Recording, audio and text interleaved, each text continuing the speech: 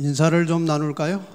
제가 안녕하십니까 하고 인사를 드리면 여러분이 안녕하세요 하고 좀 큰 소리로 같이 인사를 나누겠습니다. 각 교회 사이트에서 위성으로 듣는 분들도 인사를 좀 나눠주시기 바랍니다. 여러분 안녕하십니까? 원래 이 기도주일은 무슨 요일에 시작하는 겁니까? 무슨 요일에 기도주일이 시작하는지 아십니까? 원래 월요일이요. 원래는 토요일 저녁에서 시작해서 그 다음 토요일까지 하는 겁니다. 근데 대개 교회마다 이틀을 빼먹어요. 토요일 빼먹고 일요일 빼먹고 월요일에 시작을 하는데 이번에 하루를 좀 더 했습니다. 그래서 일요일부터 시작했고 내년도에는 정상대로 토요일 날 시작하면 좋겠습니다. 우리 하나님 말씀 듣는 시간이 말세가 될수록 많아져야 되는데 자꾸 줄여가고 있는 것이 안타깝죠. 또 야영에도 옛날에 일주일씩 했는데 요새 아주 짧게 하는 데는 1박 2일 하기도 하고 마지막이 될수록 우리는 하나님의 말씀을 깊이 상고하고 듣고 순종하는 일에 더 많은 시간을 써야 될 것입니다.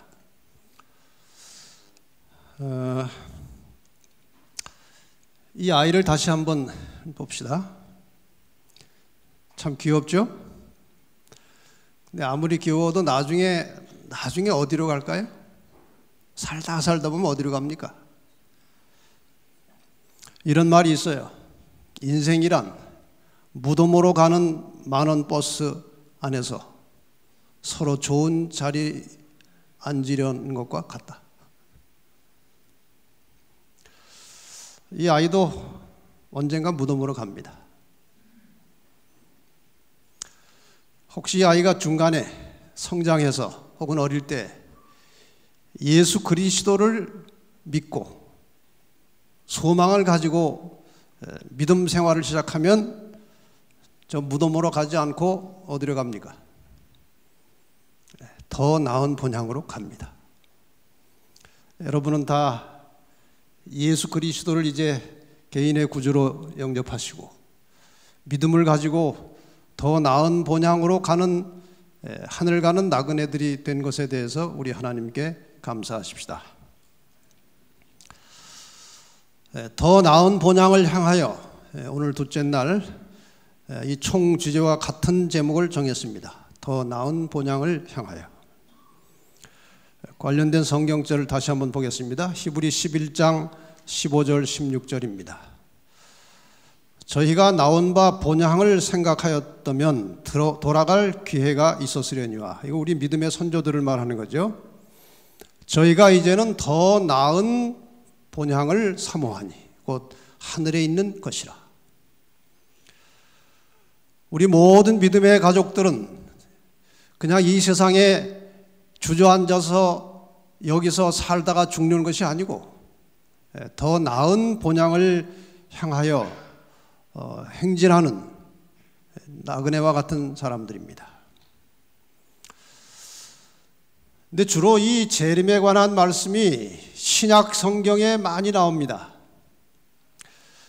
그러면 구약에서 예수님을 상징하는 이 양을 잡아서 제사 드리던 우리 믿음의 선조들도 재림의 소망을 가지고 있었을까요? 구약 시대에 신실한 믿음의 선조들도 재림 소망을 가지고 있었습니까? 에녹에 대하여 우리 각시대 대쟁투 299페이지에 보면은 에덴 낙원에 거하던 시조로부터 불과 7대 자손에 해당하며 300년 동안 하나님과 동행했던 에녹은 오랜 후에 있을 구주의 재림을 바라볼 수 있는 특권을 받았다. 에녹도 재림에 대하여 알고 있었다는 겁니다. 유다서 1장 14절 15절에 아담의 7세손 에녹이 사람들에게 대하여도 예언하여 이르되 보라 주께서 그 수만의 거룩한 자와 함께 임하셨나니 이 재림을 미리 봤습니다. 에녹도. 욥기 19장에 보면은 욥도 이렇게 말하고 있습니다. 내가 알기에는 나의 구속자가 살아계시니 후일에 그가 땅 위에 서실 것이라. 욥도 재림의 소망을 바라보았습니다. 다윗도 시편 50편과 96편에 이렇게 기록하고 있습니다. 온전히 아름다운 시온에서 하나님이 빛을 발하셨도다. 우리 하나님이 임하사 오시사 잠잠치 아니하시니 저가 임하시되 땅을 판단하려 임하실 것입니다. 이 다윗도 예수 재림에 대한 분명한 확신을 가지고 있었습니다. 이사야 선지자도 역시 재림에 관하여 또 재림 시에 일어날 일에 대하여 기록하고 있습니다. 이사야 26장과 또 25장의 몇 구절을 보면은 티끌에 거하는 자들아 너희는 깨어 노래하라. 주의 이슬은 빛난 이슬이니 땅이 죽은 자를 내어 놓으리로다. 언제 이런 일이 일어납니까?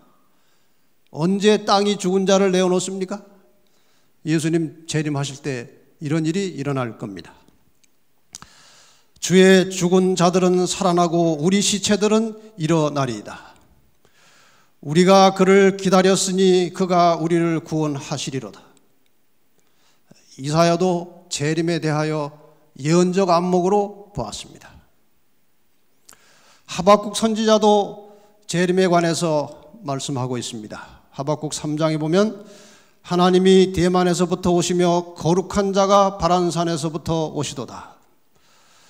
주께서 주의 백성을 구원하시려고 기름 받은 자를 구원하시려고 나오셨나이다. 이거 재림에 관한 예언입니다. 물론 상징적이긴 합니다만은 스가랴 선지자도 예수님의 재림, 이것은 더 나아가서 천년이 지나고 세 번째 오실 때의 장면을 묘사하고 있습니다. 천년이 지난 다음에 스가랴 14장 그날에 그의 발이 예루살렘 앞 곧 동편 감람산에 서실 것이요 나의 하나님 여호와께서 임하실 것이요 모든 거룩한 자가 주와 함께 하리라. 하늘에서 모든 구원받아서 천년 동안 살던 가족들이 이 땅에 다시 내려올 것을 예언하고 있습니다. 어제 우리는 예수님의 십자가 죽음에 대하여 깊이 생각했습니다. 오늘은 예수님의 부활과 함께 예수님의 재림의 약속에 대해서 좀 깊이 생각해 보겠습니다. 예수님께서 십자가에 달려 돌아가셨습니다. 그분은 무덤이 없었습니다. 어디에 묻어야 할지 계획이 없었습니다. 그런데 누가복음 23장에 공회의원으로 선하고 의로운 요셉이라 하는 사람이 있으니 저희의 결의와 행사에 가타하지 아니한 자라. 이 사람은 산헤드린 회원입니다. 예수를 죽이자고 모의하는 그 회의에서 예수를 죽이는 일에 찬성하지 않은 사람이었습니다. 그는 유대인의 동네 아리마대 사람이요 그래서 우리는 그 사람을 아리마대 요셉이라고 부릅니다. 하나님의 나라를 기다리는 자러니 빌라도에게 가서 예수의 시체를 달라 하여. 참 용감한 사람이에요. 이 당시에 예수의 편을 드는 사람은 그 사회에서 아주 매몰되는, 매장되는 그런 분위기였습니다. 그런데 요셉은 담대하게 재판관에게 가서 시체를 달라고 요구합니다. 마침내 요셉이 세마포를 사고 상점에 가서 예수를 쌀 세마포를 샀습니다. 그 다음에 예수를 내려다가 자기가 산 세마포로 예수님을 싸서 바위 속에 판 무덤에 넣어두고 돌을 굴러 무덤 문에 놓으매 예수님께서 무덤 속에 장사되셨습니다. 그런데 예수님께서 한 번은 예루살렘 성전 곁에서 여러 유대인들 바리새인들에게 이렇게 말했습니다. 너희가 이 성전을 헐라. 내가 사흘 동안에 일으키리라. 그때 유대인들이 다 조롱했습니다. 이 성전이 46년에 걸쳐서 수많은 사람들이 지은 건물인데 내가 이것을 어떻게 3일 만에 짓느냐. 예수는 성전된 자기 육체를 가리켜 말씀하신 것이라. 예수님께서는 자기 육체가 죽을 것이고 무덤에 들어갈 것이지만 사흘 만에 다시 살아날 것을 이렇게 비유로 이미 예고를 하셨어요. 마침내 예수님께서는 약속대로 3일 만에 무덤에서 나오셨습니다. 예수님의 죽음을 애통해하던 여자들이 일요일 아침 새벽에 먼저 찾아갔습니다. 안식일이 지나고 일요일 새벽에 찾아갔습니다. 제자들은 무서워서 다 숨어 있었어요. 여자들이 참 용감합니다. 무덤에 찾아갔습니다. 마태복음 28장 5절 6절에 그 이야기가 나오죠. 천사가 여자들에게 일러 가로되 너희는 무서워 말라. 십자가에 못 박히신 예수를 너희가 찾는 줄 내가 아노라. 그가 여기 계시지 않고 그의 말씀하시던 대로 살아나셨느니라. 예수님께서 말씀하셨어요. 내가 살아날 것이라고. 살아나셨습니다. 예수님께서 부활하신 후에 한 40일 동안 이 지상에 남아 계셨습니다. 제자들에게 다시 나타나셔서 용기를 주시고 희망을 주시고 또 사명을 주시고 이런 일들을 하시다가 마침내 감람산에서 제자들과 여러 사람들이 보는 가운데 하늘로 올라가시게 되었습니다. 사도행전 1장 8절 9절에 보면은 오직 성령이 너에게 임하시면 너희가 권능을 받고 예루살렘과 온 유대와 사마리아와 땅끝까지 이르러 내 증인이 되리라 하시니라. 이 말씀을 마치시고 저희 보는 데서 올리어 가시니 구름이 저를 가리어 보이지 않게 하더라. 참 신비한 일이 일어났죠. 제자들이 보는 가운데 그동안 한 번도 그런 일이 없었어요. 그런데 예수님께서 날개를 단 것도 아니고 엔진을 단 것도 아니고 프로펠러를 단 것도 아닌데 그냥 올라가시는 겁니다. 너무나 신비하고 놀라운 일이 일어나고 있는 것입니다. 이렇게 쳐다보고 있는데 그 옆에 같이 잠시 서 있던 천사가 말합니다. 갈릴리 사람들아, 어찌하여 서서 하늘을 쳐다보느냐. 너희 가운데서 하늘로 올리우신 이 예수는 하늘로 가심을 본 그대로 오시리라. 믿으십니까? 분명히 오십니다. 그리고는 가셨습니다. 어디로 가셨습니까? 어디로 가셨습니까? 원래 계시던 그곳, 저 우주원한 공간에 계신 하나님의 보좌, 하나님의 나라, 그곳으로 가셨고 다시 오실 때는 그곳으로부터 다시 내려오실 겁니다. 예수님께서는 이미 제자들에게 요한복음 14장에서 다시 오실 것에 대해서 말씀을 하셨습니다. 이 성경책 우리가 너무나 익히 잘 아는 말씀이지만 한번 확인해 보십시다. 너희는 마음에 근심하지 말라. 하나님을 믿으니 또 나를 믿으라. 내 아버지 집에 거할 것이 많도다. 그렇지 않으면 너희에게 일렀으리라. 내가 너희를 위하여 처소를 예비하러 가노니 가서 너희를 위하여 처소를 예비하면 내가 다시 와서 너희를 내게로 영접하여 나 있는 곳에 너희도 있게 하리라. 노란 글씨를 같이 한번 읽어보겠습니다. 시작. 내가 다시 와서 너희를 내게로 영접하여 나 있는 곳에 너희도 있게 하리라. 나 있는 곳이 어디입니까? 하나님의 보호자가 있는 천국입니다. 그곳에 너희도 있게 하리라. 그 후에 예수님의 재림에 대하여 제자들이 여러 차례 증언을 했습니다. 신약 성경에 예수님의 재림에 대하여 직접 간접으로 나오는 말씀이 300번 이상 나옵니다. 예수님을 가장 깊이 가까이 알고 있던 제자는 사도 요한이었습니다. 그가 쓴 책, 성경의 마지막 책 계시록 1장 7절에 볼지어다 구름을 타고 오시리라. 각인의 눈이 그를 보겠고 그를 찌른 자들도 볼 터이요. 분명히 예수님께서 이 땅에 구름을 타고 오신다고 말씀하셨습니다. 성경의 제일 마지막 부분, 이것들을 증거하신 이가 가라사. 이것들을 증거하셨다는 것은 요한계시록의 계시를 보여주신 예수 그리스도를 말합니다. 그분이 가라사대. 그 다음에 노란 글씨부터 같이 읽겠습니다. 시작. 내가 진실로 속히 오리라 하시거늘 아멘 주 예수여 오시옵소서.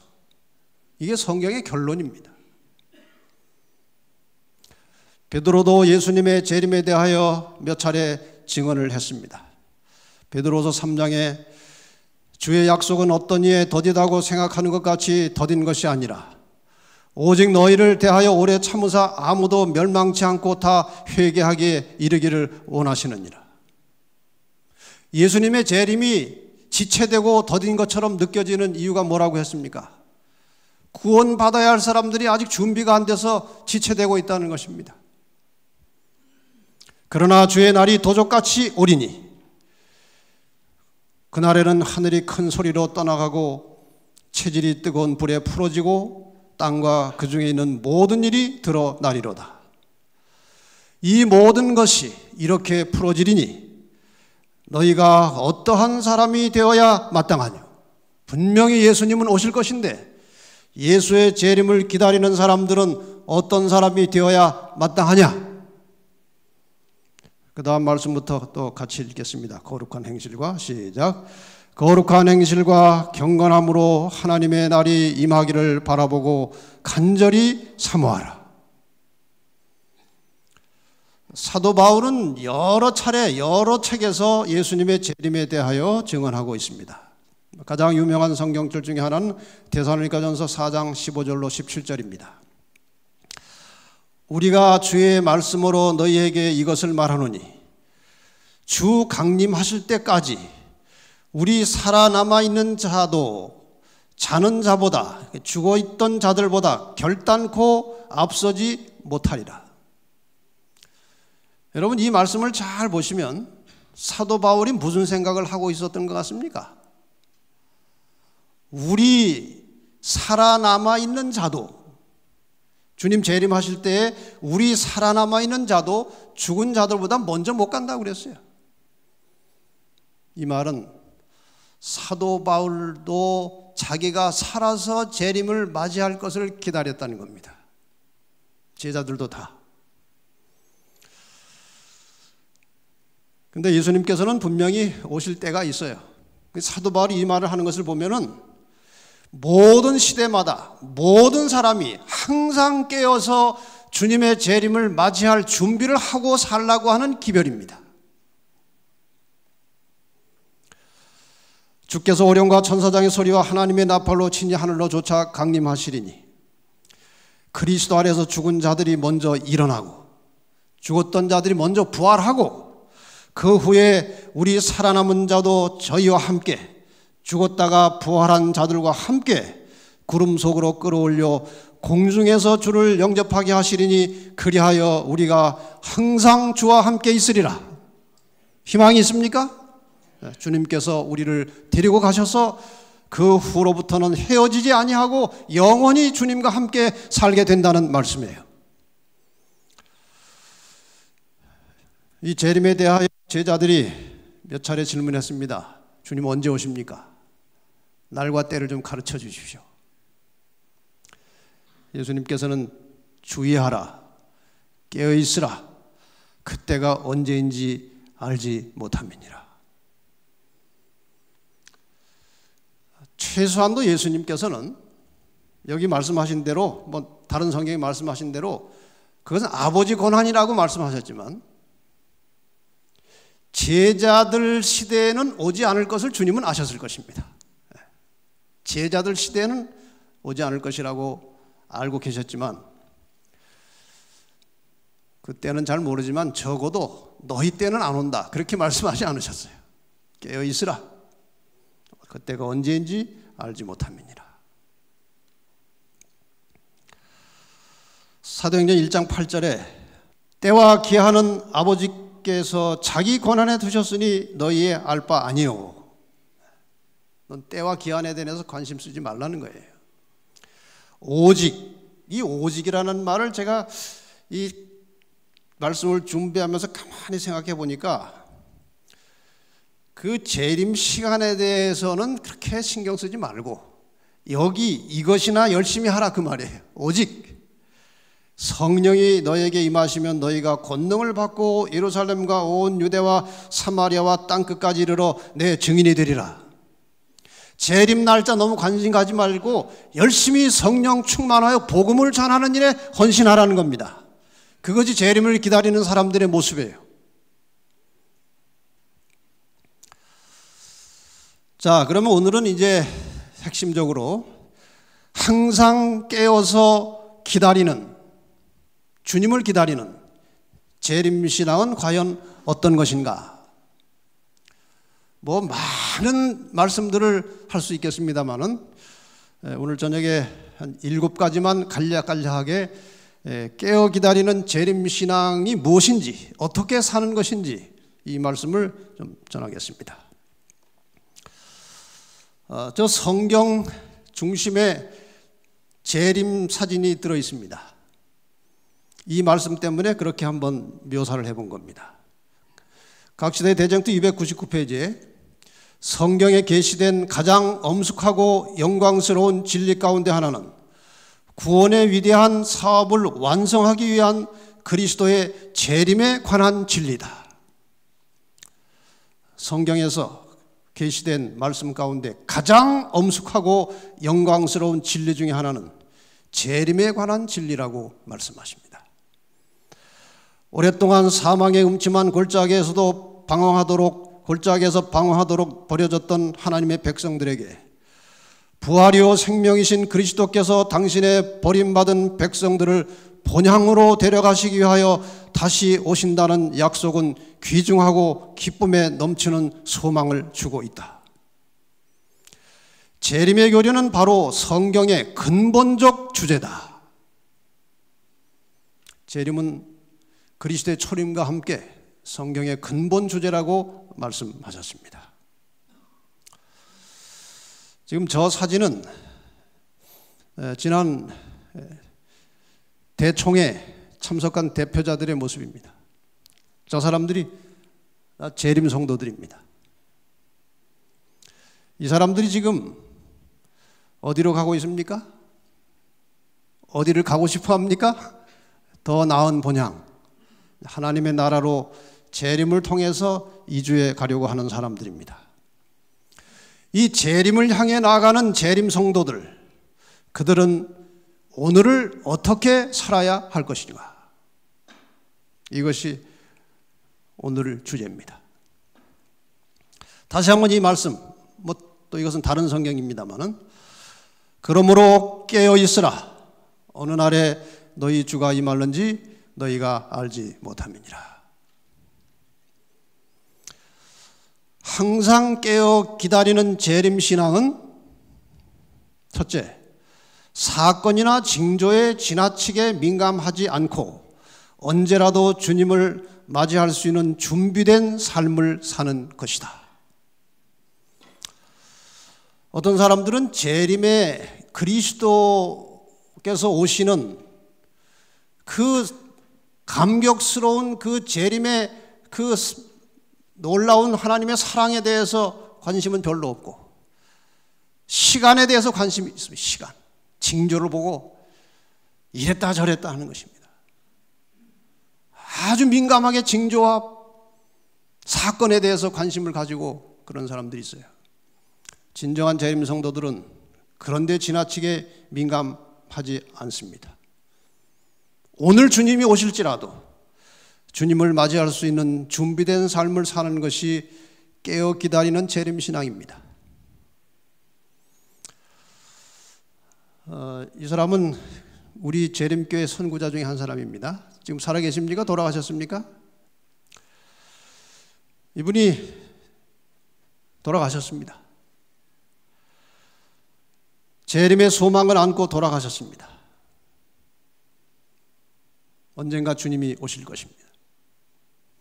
그러나 이분에게 있어서 재림의 시간은 주님이 오시는 시간이 아니고 언제입니까? 죽은 시간입니다. 이분은 죽을 때 그 상태로 예수님의 재림을 맞이하는 겁니다. 죽을 때의 상태입니다. 이것을 우리는 개인의 종말이라고 합니다. 개인의 종말. 재림은 역사의 종말이에요. 그러나 모든 개인에게 있어서 역사의 종말은 개인의 종말 시간입니다. 우리는 언제나 재림의 소망을 가지고 재림을 준비하고 살다가 잠시 잠이 들면 그 시간에 일어나서 주님을 맞이하는 것입니다. 그래서 증언복음 2권 59페이지에 이렇게 말하고 있습니다. 우리는 오늘이 우리에게 주어진 마지막 날인 것처럼 깨어있고 활동하고 기도해야 한다. 오늘이 우리에게 주어진 마지막 날인 것처럼 깨어있고 활동하고 기도해야 한다. 저희 어머님이 몇 년 전에 돌아가셨습니다. 꽤 건강하셨습니다. 여수 요양병원에 좀 친구와 함께 쉬러 가셨어요. 근데 거기 일본 사람들이 좀 오셨었나 봐요. 어머니가 일본말을 좀 하시니까 일본말로 이제 성경을 가르치고 이렇게 친해졌어요. 근데 어느 날 성경을 가르치시다가 그냥 돌아가셨어요. 그 순간이 저희 어머니가 재림을 맞이하는 시간입니다. 그래서 우리는 오늘이 우리에게 주어진 마지막 날인 것처럼 깨어있고 활동하고 기도하라고 권면하십니다. 그렇게 되면 오늘 하루가 마지막 날인 것처럼 살면 우리의 생애는 참으로 진지해질 것이다. 우리는 모든 말과 행동에서 예수님을 밀접히 따르게 될 것이다. 항상 깨어 기다리는 재림신앙은 두 번째로 마음속에 품은 은밀한 죄에 대하여 하나님 앞에 회개하고 항상 정결하고 순결한 마음으로 사는 것이다. 재림을 기다리고 소망을 가지고 사는 사람들은 죄를 품고 살면 안 됩니다. 사람이기 때문에 누구 미워할 수도 있고 또 좋지 않은 마음을 품을 때가 있을 것입니다. 그러나 그것을 품고 여러 날 지나면 그건 재림신앙이 아닙니다. 여러분이 아시는 대로 유대 계절, 유대 절기 중에 7월 10일, 7월 1일이 나팔절이고 7월 10일이 대속죄일입니다. 이 대속죄일 하루 동안에 이제 지성소에서 대제사장이 하나님 앞에서 이스라엘 민족에 대한 심판을 진행합니다.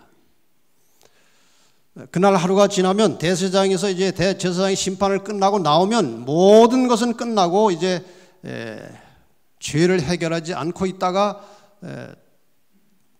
돌에 맞아 죽을 사람들이 이제 제비를 뽑혀집니다. 제비가 뽑혀집니다.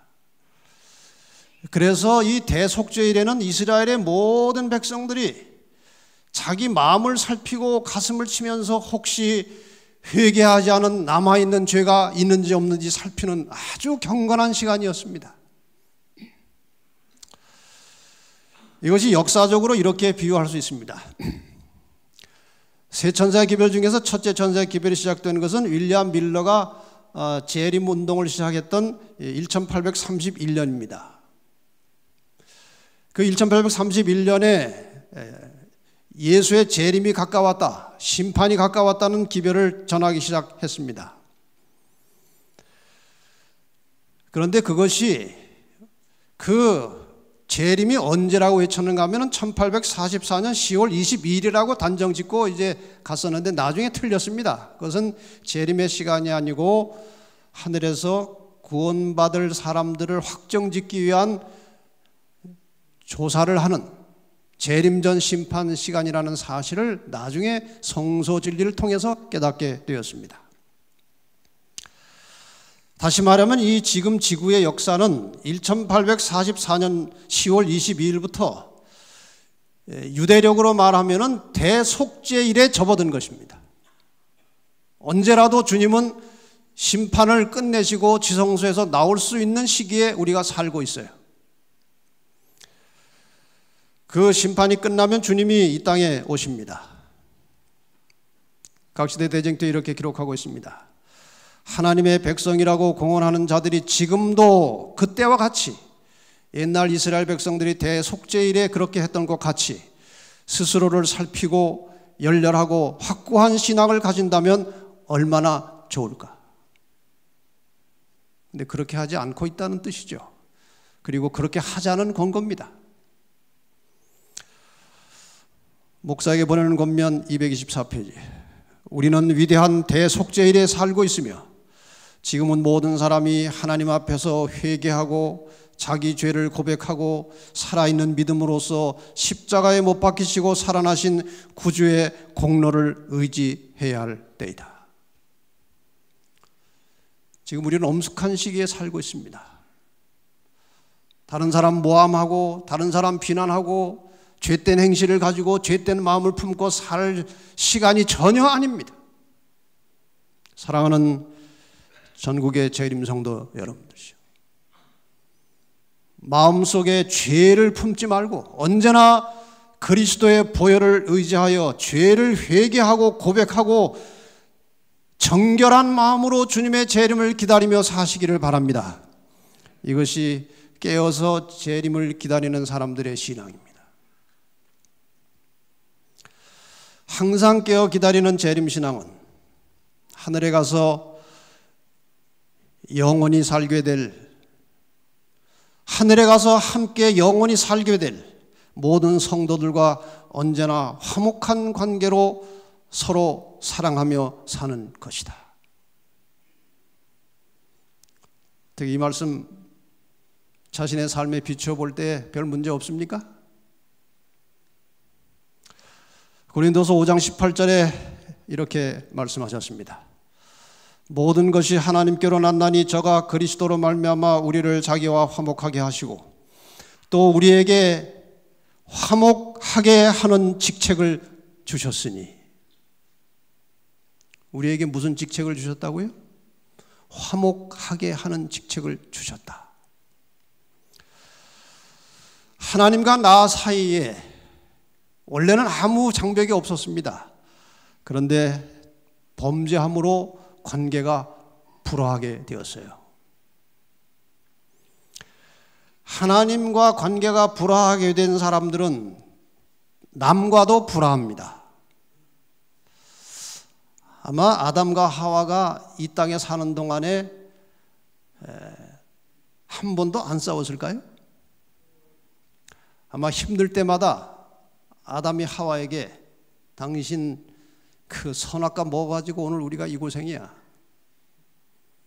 하와는 뭐라고 그랬을까요? 당신은 왜 내가 혼자 그쪽으로 가려고 할 때 안 붙들고 가만히 두었어? 아마 꽤 이런 말로 다툼을 했을 것입니다. 이렇게 해서 우리는 하나님과도 불화하고 다른 사람과도 불화한 상태가 되었어요. 근데 하나님께서 예수 그리스도를 이 땅에 보내주시고 우리의 모든 죄를 사하시고 우리의 죄를 용서하시고 예수를 통해서 우리는 다시 하나님과 화목한 관계로 들어갔습니다. 제가 질문을 좀 드리겠습니다. 근데 질문을 하면 대답을 잘 안 하세요. 우리 교인들이 점잖으셔가지고 요거는 점잖하지 마시고 좀 대답을 해보시기 바랍니다. 한마디 하면 되니까. 여러분 하나님과 화목하십니까? 화목 안 한 분들이 꽤 계십니다. 다시 한번 해보겠습니다. 하나님과 화목하십니까? 꼭 재시험을 쳐야 조금 합격자가 늘어요. 자, 하나님과 화목한 증거가 무엇이냐 이거예요. 자기와 화목하게 하시고 우리에게 화목하게 하는 직책을 주셨다고 그랬습니다. 하나님과 내가 화목한 증거는 교회 안에서 다른 성도들과 화목하는 겁니다. 성도들 간에 화목하지 못한 자는 아직 하나님과 화목되지 않은 겁니다. 또 하나의 증거가 있습니다. 하나님을 알지 못하는 다른 사람, 남들을 하나님과 화목시키는 일도 합니다. 이게 전도예요. 그러니까 하나님과 화목되었다는 증거는, 구원받았다는 증거는 교회 안에서 모든 성도들과 화목하게 지내면서 교회 밖에 있는 사람들을 하나님과 화목시키는 일을 열심히 하고 있으면 그것이 하나님과 화목되었다는 증거입니다. 그렇다면 여러분이 하나님과 화목되었는지 안 되었는지 스스로를 판단할 수 있습니다. 항상 깨어 기다리는 재림신앙은 네 번째로 육적인 일보다는 영적인 사물을 삶의 우선순위에 두고 품성의 변화와 복음 전도에 전심전력하여 사는 것이다. 재림 나그네들이 살아가는 목적은 아주 분명합니다. 재림 나그네는 오늘 제목대로 더 나은 본향을 향하여 가고 있는 사람들이에요. 이 더 나은 본향을 향하여 가고 있는 사람들이 해야 할 일은 명백합니다. 재림을 맞이하도록 준비하는 겁니다. 그리고 다른 사람도 구원받을 수 있도록 재림을 선포하는 겁니다. 재림 준비는 품성의 변화고 복음 전도는, 재림 선포는 복음을 전하는 겁니다. 이 두 가지가 가장 중요한 일이에요. 돈 버는 일보다, 여러 가지 사업하는 것보다, 어떤 면에서 자녀 교육하는 것보다 중요한 일입니다. 이러한 삶은 간절하고 열렬한 기도를 통해서 임하시는 성령의 능력을 의지하여 살 때만 가능한 겁니다. 이 두 가지 목적을 위해서 끊임없이 깨어서 기도하는 재림 성도들이 되시기를 바랍니다. 제가 지난 1월 달에 어떤 분에게 문자를 하나 받았습니다. 자기는 장로교인인데 이 인터넷에 들어가서 설교를 듣다가 목사님의 설교를 들었는데 여기가 진리라는 생각이 들었습니다. 그래서 목사님에게 성경을 좀 제대로 배우고 싶으니 상담을 한번 해 주십시오. 이름도 없고 그냥 그 말만 왔어요.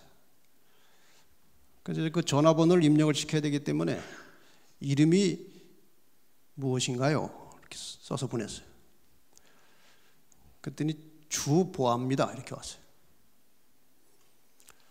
그 진리를 찾는 그 마음과 모습이 참 아주 저에게 감동이 왔어요. 그래서 이 이름을 보는 순간에 갑자기 삼행시가 생각이 하나 났어요. 삼행시. 그래서 제가 주님이 보시기에 아름다운 사람이시군요 하고 보냈어요. 그 진리를 사랑하는 마음이 참 아주 보기가 좋았습니다. 그랬더니 답이 다시 왔어요. 어떻게 그렇게 빨리 제 이름의 뜻을 아셨습니까? 한 가지 더 있습니다. 그건 말고 주님을 보여주는 아름다운 사람이 되고 싶습니다. 저를 잘 가르쳐 주시면 열심히 제가 진리를 다른 사람에게 전하겠습니다. 이런 답이 왔어요. 주님이 보시기에 아름다운 사람은 품성이 변화되는 사람이에요. 주님을 보여주는 아름다운 사람은 복음을 전하는 사람이에요. 여러분 모두 주보아가 되시기 바랍니다. 주보아. 교회 보내는 권면 153페이지에 보면은 초대교회 성도들의 모습을 이렇게 묘사하고 있어요. 모든 그리스도인이 그의 형제에게서 하나님의 사랑과 자비의 형상을 보았다. 한 가지 관심사만이 편만하였다. 한 가지 특출한 주제가 모든 다른 문제들을 삼켜버렸다. 신자들의 유일한 포부는 그리스도와 같은 품성을 나타내는 것, 품성 변화요. 주의 나라의 확장을 위하여 일하는 것, 복음 전도였다. 분명합니다. 진실한 성도들의 인생의 목적은 품성의 변화와 복음 전도에 맞춰져서 그 일을 위해서 끊임없이 기도하고 노력하면서 점점 주님을 닮아가는 것입니다. 이러한 삶이 재림성도의 삶에서 이루어지기를 바랍니다. 항상 깨어 기다리는 재림신앙은 함께 살아가는 모든 사람들을 예수님처럼 생각하고 자신의 가진 것을 나누면서 그들을 유익하고 행복하게 하는 것이다.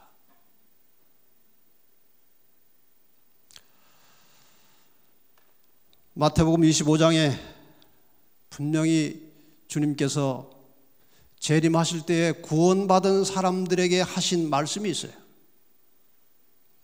내가 진실로 너희에게 이르노니 너희가 여기 내 형제 중에 지극히 작은 자 하나에게 한 것이 곧 내게 한 것이니라.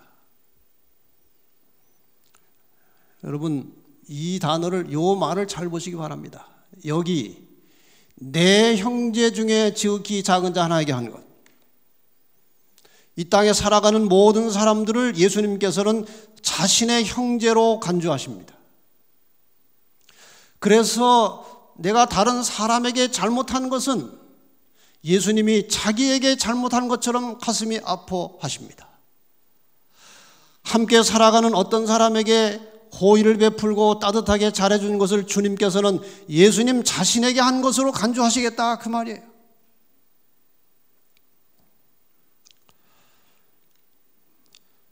사랑, 성경이 그렇게 자주 강조하는 사랑은 다른 사람에 대해서 좋은 마음을 갖는 겁니다.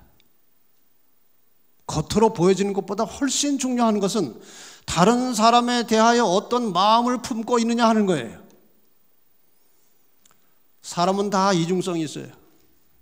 교회 와서 어떤 집사가 참 마음에 안 들고 싫지만 웃으면서 악수하면서 아 집사님 잘 지내셨어요? 그동안 보고 싶었어요. 그냥 잘 나와요. 그렇지 않으면서도 하나님은 중심을 보시는 분입니다. 사랑은 다른 사람에 대하여 가장 근본적으로 좋은 마음을 갖는 거예요. 그 다음에 다른 사람을 좋은 말로 격려해주고 칭찬하는 겁니다. 내 가진 것을 다른 사람에게 끊임없이 나누고 다른 사람의 행복과 유익을 위해서 봉사하는 겁니다. 그리고 끊임없이 복음을 전하는 일을 하는 겁니다. 내 형제 중에 지극히 작은 자 하나에게 한 것이 곧 내게 한 것이니라. 이 말씀을 깊이 새기시고 사람을 통해서 예수를 볼 줄 아는 성도들이 되시기를 바랍니다. 항상 깨어 기다리는 재림신앙은 재림신앙을 끝까지 포기하지 않고 날마다 주님을 사랑하며 사모하며 기다리며 사는 겁니다. 성경에 여러 말씀을 통해서 이 사실을 우리에게 교훈하고 있어요. 고린도전서 15장 58절에 보면은 그러므로 내 사랑하는 형제들아 견고하며 흔들리지 말며 항상 주의 일에 더욱 힘쓰는 자들이 되라. 이는 너희 수고가 주 안에서 헛되지 않은 줄을 알미니라. 여러분 하나님 사업 위해서 힘들더라도 끝까지 흔들리지 말고 열심히 일하면 그 수고가 절대로 헛되지 않을 것입니다. 베드로후서 3장 9절에는 주의 약속은 어떤 이에 더디다고 생각하는 것 같이 더딘 것이 아니라 오직 너희를 대하여 오래 참으사 아무도 멸망치 않고 다 회개하게 이르기를 원하시느니라. 분명히 오십니다. 혹시 지체되는 것처럼 보일지라도 틀림없이 그분은 오실 것입니다. 히브리 10장 37절 말씀 같이 읽을까요? 시작. 잠시 잠깐 오면 오실 리가 오시리니 지체하지 아니하시리라. 꼭 오시겠다는 겁니다. 좀 힘들고 어렵고 왜 이렇게 안 오시나? 근데 사실 왜 이렇게 안 오시나 하는 사람은 별로 없는 것 같아요. 그러나 혹시 그런 분이 계시면 끝까지 견디시기를 바랍니다. 그리스도인 정병들아 인내하라. 잠시 잠깐 후면 오실 리가 오실 것이다. 깨어 슬퍼하며 기다리던 지루한 밤도 거의 다 끝나간다.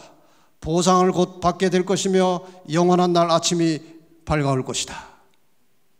이 말씀을 믿으시고 기다리시기를 바랍니다. 조금만 더 인내하고 전쟁을 밀고 나가면 새로운 승리를 쟁취하며 영원토록 있을 새로운 전리품들, 이 영원 수확입니다. 획득하게 될 이 마지막 이 마당에 갑옷을 벗어놓기를 원하는 자는 누군가? 다 됐는데 끝까지 갑옷을 입고 선하게 싸움을 싸우고 영혼 구원에 전심전력하라는 기별입니다. 일제 전란 때에 한 신혼부부가 그 전란통에 헤어지게 되었습니다. 서로 찾을 수가 없었어요. 그 여자분은 학교 선생님이셨습니다. 혼자서 이제 헤어진 남편을 언젠간 찾을 때를 기다리면서 열심히 학교 일에 열심히 일하고 있었습니다. 1년이 지나고 2년이 지나고 5년이 지나고 10년이 지나도 남편이 나타나지 않는 거예요. 15년이 지났어요. 이제 많이 얼굴이 늙어졌습니다. 15년이 지나고 나니까. 그래서 이제 누군가 의지하고 살고 싶은 마음이 들었어요.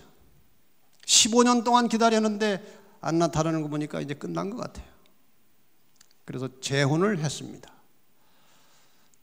재혼한 지 몇 달 만에 원 남편에게 편지가 왔어요. 미국에서.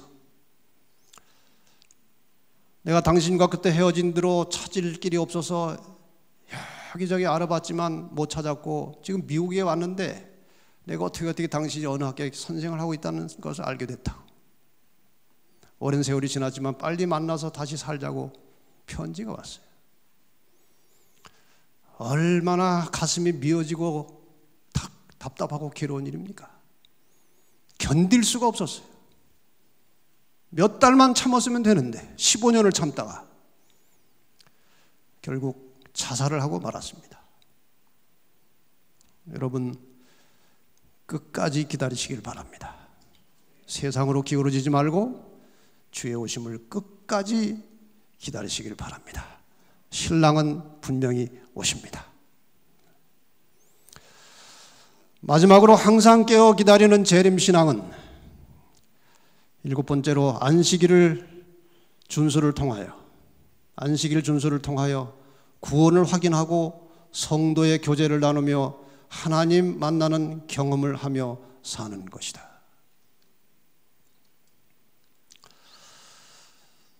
천지 창조 후에 7째 날이 이를 때에 마치고 그 지으시던 일이 다함으로 7째 날에 안식하셨다. 그래서 드디어 이제 창조된 인간들은 타락한 후에도 신실한 성도들은 창조의 기념일로 안식일을 지키기 시작했습니다. 창조의 기념 안식일. 그 다음에 4,000년의 세월이 흘렀어요. 대략. 저 안식일 하나가 1,000년입니다. 그러니까. 예수님께서 오셔서 십자가에 달려 돌아가시고 우리를 구원해 주셨습니다. 신명기 5장 15절에 보면은 하나님께서 이스라엘 백성을 애굽 땅에서 구출해 내신 다음에 내가 너를 거기서 인도하여 내었나니 그러므로 너의 하나님 여호와가 너를 명하여 안식일을 지키라 하느니라. 이제 안식일은 구원받은 성도들이 하나님과 그 사이의 징표로서 안식일을 지키게 되었습니다. 이 안식일을 지키다가 마침내 영원한 안식에 들어가는 겁니다. 그 후로 안식일은 재창조 구원의 기념일이 되었습니다. 구원받은 성도에 대한 하나님의 이중적 소유권에 대하여 산상보훈에 이렇게 기록하고 있습니다. 하나님께서는 모든 사람을 창조를 통한 소유와 그리스도의 보배로운 피의 지불을 통한 소유, 곧 당신의 이중적 소유로 주장하신다. 하나님이 인간을 창조하셨기 때문에 우리는 하나님의 소유가 되었어요. 죄 때문에 넘어졌는데, 죽게 되었는데 다시 살려주셔서 또 하나님의 소유가 되었기 때문에 하나님께서는 구원받은 성도들에게 이중적 소유권을 주장하신다고 말씀하십니다. 여기에 그 말씀이 나옵니다. 에스겔 20장 20절에 안식일이 얼만큼 중요한지. 나의 안식일을 거룩하게 할지어다. 이것이 나와 너희 사이의 표징이 되어 너희로 내가 여호와 너희 하나님인 줄 알게 하리라 하였으노라. 이 재창조의 기념일 안식일이 이거 어떻게 보내야 되느냐 이거예요. 첫째, 금요일 저녁 안식일이 시작되기 전에 모든 죄를 씻고 정결한 마음으로, 순결한 마음으로 안식일 시간에 들어가는 겁니다. 죄를 가지고 가서 죄 다 가지고 왔습니다, 용서해 주십시오, 그렇게 하면 안 돼요. 안식일에는 정결한 마음으로 안식일에 들어가는 겁니다.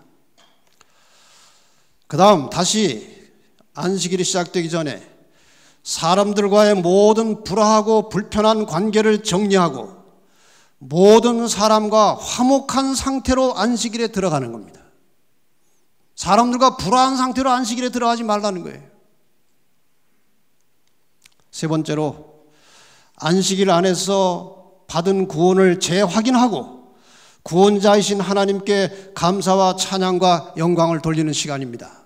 안식일은 와서 슬퍼하고 괴로워하고 회개하는 시간이 아니고 구원자 하나님께 찬양하고 감사하고 영광을 돌리는 시간입니다.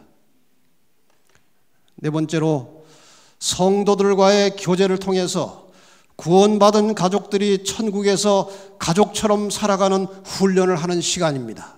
이게 안식일이에요. 다섯 번째로 말씀을 통해서 말씀의 주인이신 하나님을 만나는 경험과 함께 예수의 재림을 맞이할 수 있는 상태로 안식일에 예배를 드리는 겁니다. 그래서 우리는 안식일마다 재림을 맞이하는 훈련을 하는 것이고, 안식일에 재림을 맞이한 훈련이 쌓이면 쌓일수록 우리의 품성은 재림에 합당하게 변화되어 가는 거예요. 그래서 하나님께서 이 안식일이 내가 너희를 거룩하게 하는 하나의 또 사인이라고 말씀하셨어요. 이사야 1장 13절에 말씀하십니다. 헛된 재물을 다시 가져오지 말라. 분향은 나의 가증이 여기는 바요. 월삭과 안식일과 대회로 모이는 것도 그러하니 성회와 아울러 악을 행하는 것을 내가 견디지 못하겠노라. 교회 와서 안식일에 교회 와서 예배 드리면서 예배 드리고 나서 왜 직원회 할 때 싸우냐 이거예요. 나 그거 못 견디겠다는 겁니다. 왜 교회 와서 성도를 미워하느냐? 왜 교회 와서 이 안식일을 훼손하느냐? 나 그거 못 견디겠다. 이게 하나님의 심정이에요. 우리 모든 한국재림교회가 안식일을 구원받은 날로 거룩하게 즐겁게 보내시기를 바랍니다. 각 사람은 그분을 닮는 일에 뛰어나고자 노력해야 한다. 우리는 그리스도의 동역자들이다. 그렇지 않으면 원수의 동역자가 된다.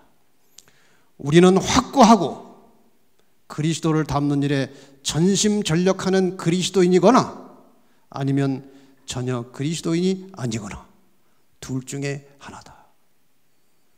이 말씀을 깊이 마음속에 새기시기를 바랍니다.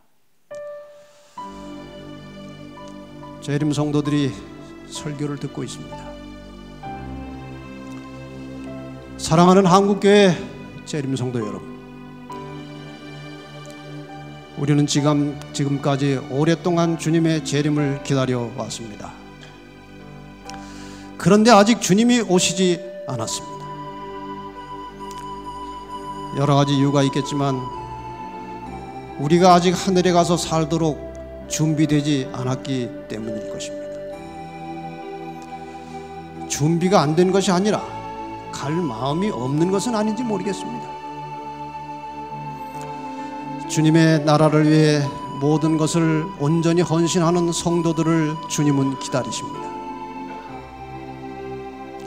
나의 영성과 신앙을 병들게 하고 세속화시키는 모든 일을 중단하고 신령한 마음으로 경건한 삶을 살면서 주님의 재림을 맞이하도록 준비하시기를 바랍니다.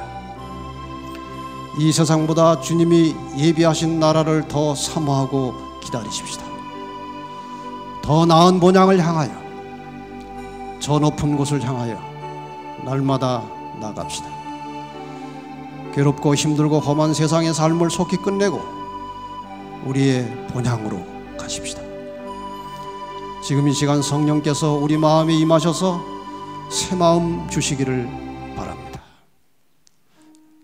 특별한 찬양을 들으시겠습니다.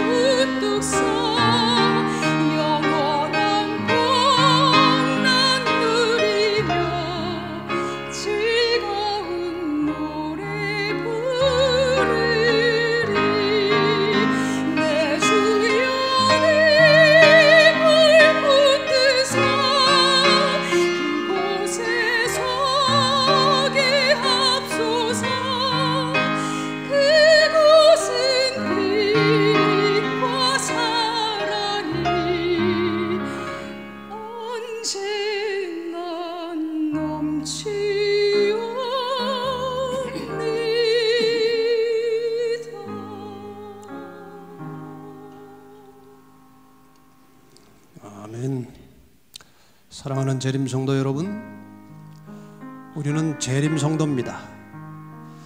저 높은 곳을 향하여, 더 더 나은 본향을 향하여 날마다 한 걸음씩 전진하는 성도들이 되시기를 간절히 바랍니다.